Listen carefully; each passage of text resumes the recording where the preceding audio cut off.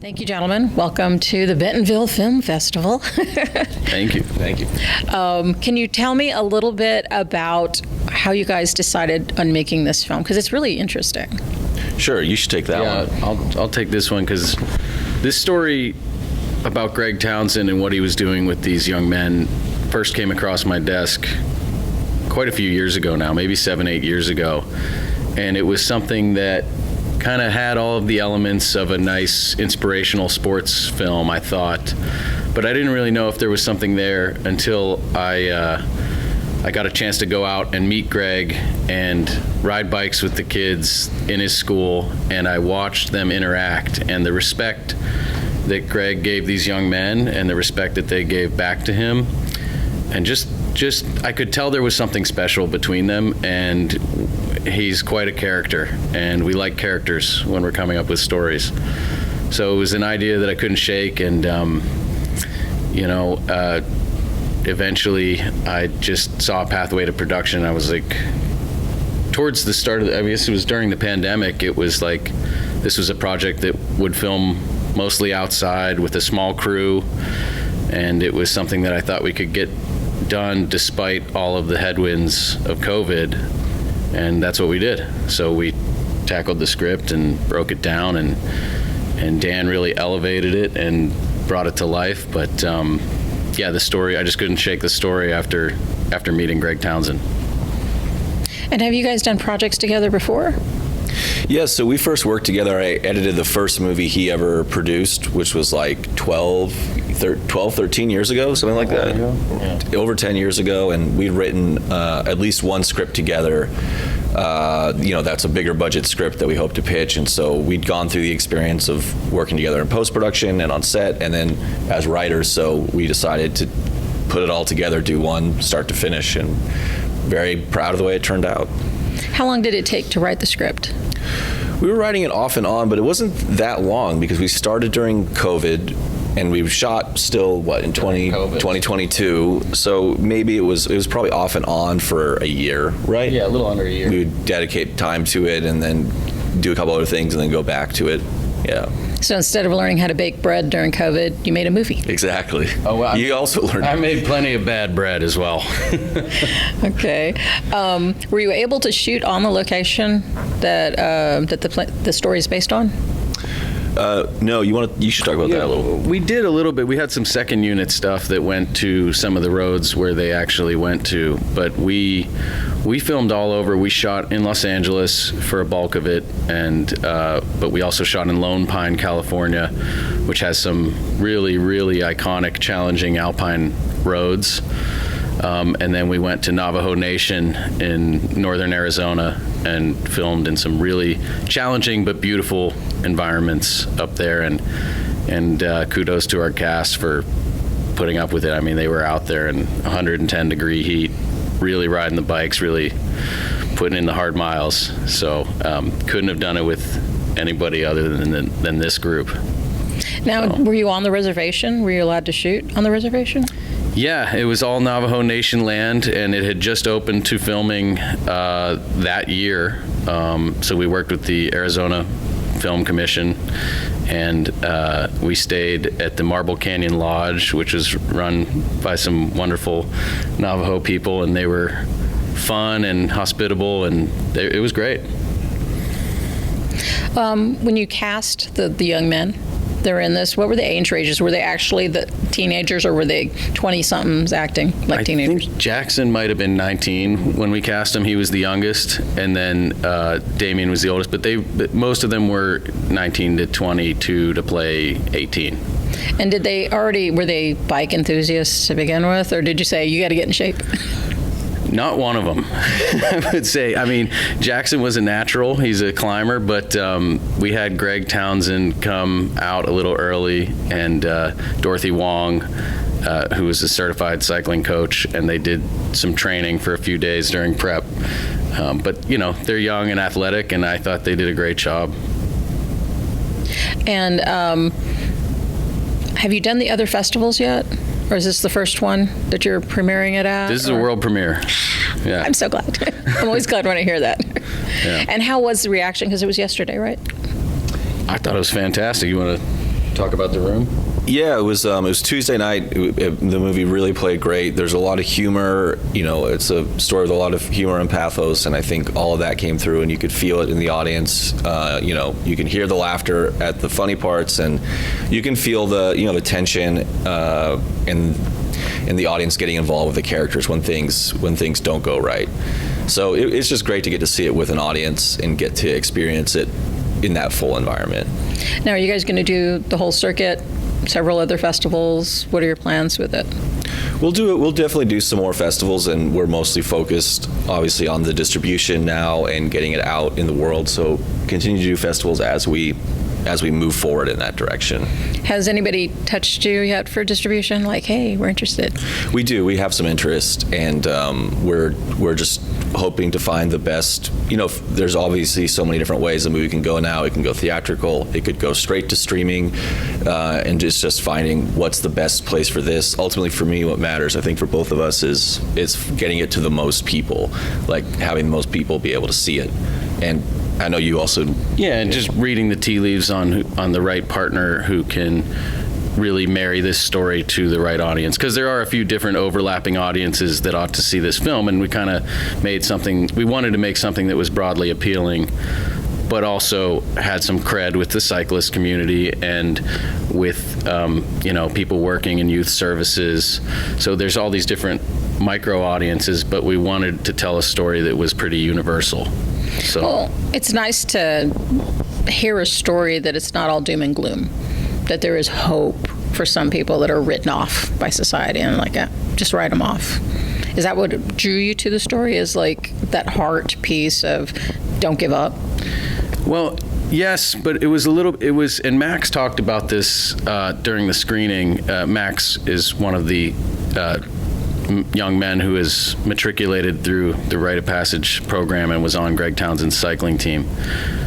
When a lot of these kids come in, the society has set the bar for them at a certain place, and Greg Townsend has this unique ability to get them to set their own bar in a completely different place, and that was that's that hope element that I think drew me to it, was his ability to say, okay, this is what everybody else says that you are, or that you could be, and the juvenile detention system is kind of designed to keep, it doesn't support flourishing, I will just say that. Yes. And Greg has the ability to have these young men set their own bar. So. Yeah, it's a story. It is obviously a story about hope. It's about overcoming all these obstacles that are in front of them, as Christian mentioned, and it's about one person, Greg, who Matthew Modine plays, who tries to put that hope into them and tries to fill them up with some kind of drive, some kind of energy, so that they can kind of push through and show themselves and everyone else that they could do something big and something important. And that's what the movie hopefully will feel like to people. Did you win your lead based on the strength of the script? Absolutely. But I'd worked with Matthew before, and I knew that this was the kind of story that he would love, or I believed it was the kind of story that he would want to participate in. And also from working with him on set, I had a sense that all this bike riding, all of these things that might intimidate other people, or other people might might not be able to do, I felt like he would embrace that and actually enjoy that as part of the process. And hopefully he enjoyed it. We're looking off camera because he's over there. Yeah. But I think it is a good story, and however we interpreted it, I think people see that, especially as a true story. Yeah. Now, how many days were you guys out shooting? How long did it take you to shoot this film? Something like 23 days. 23 days. 23 days, 5 second unit. Yeah, and sometimes though, some of those days we would have like a 3.5 hour drive up to Lone Pine and then land and then start shooting. So 23 days, but there was a lot of factors even within that short time frame. Yeah. Now, did anybody get hurt during the shooting? Did you have any accidents? Anybody I'm never getting on a bicycle again? Well, no comment. No, we did have one. We had a couple of crashes. Nothing too serious. But Damian Diaz did go down and lost a tooth at one point, and that was a tough day. But he was able to rebound, and I got a lot of respect for him coming back to set after that and just bringing it from that point on. And when you cast, because I liked the fact that it's very, the guys are so different looking. You know, it's not all jocks or not all Latinos or not all blacks. It's like this very natural mix of ethnicities. Is that what you were going for? Well, that's kind of how the facility is. And we spent a long time casting the young leads, and I'm so glad we did. And it wouldn't have worked with anyone else. And those 4 young men came from, in real life, they have very different backgrounds. They brought very different styles to their roles, but they kind of gelled as a unit. It was life imitating art, and they remain tight friends today, and I'm really happy with the chemistry that they had together, but that's more Dan, so I'll pass it to him. Yeah, it's really, we did write it that way, and it is about chemistry between them. It's about how they interact with the coach, who's gonna challenge the coach, who's going to kind of recede, and the coach is gonna Greg is gonna have to go out for.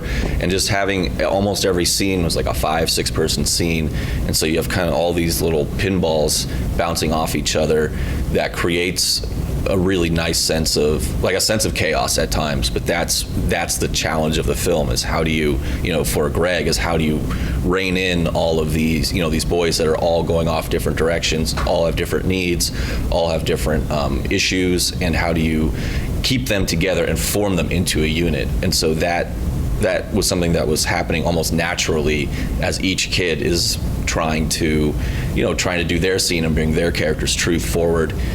You get this natural chemistry, you get this natural tension and conflict, and so it was really, in a way, life imitated art a lot on this production, because they really did have to come together as a team, learn to ride, learn to work together, and so it's a big part of it. And just one more thing on the imitation, Dan's commitment to authenticity on this film meant that the bikes that appeared in frame were actually welded by the Ridgeview students, and there was a lot of thought put into having a realness that extended beyond just the characters, and I think that kind of comes across. I mean, when you make an indie film like this, it can go a couple of ways, but committing to that world and the realness in it, I think it paid off in the frame, and it makes it feel a lot bigger. A question I like to ask is, there's so much media, so many films out there that people can look for. Why should somebody seek out your film once it's available? Well, I think you touched on it a little bit earlier. I think that it will give people some hope. We've been through a rough couple of years, and I hope that this film, I mean, it challenges, but it has some laughs, and I think that it's a fun movie, and I think people are ready to have some fun. It's a fun 108 minutes.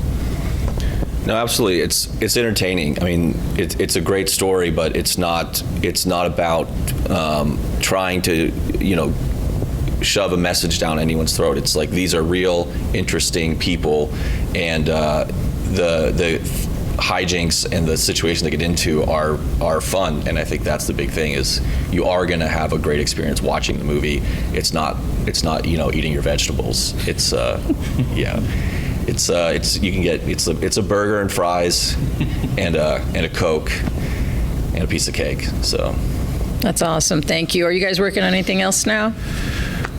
We're always working on stuff. I just shot another movie, and so I'm going to be going to post on that, and we have several projects that we're working on together.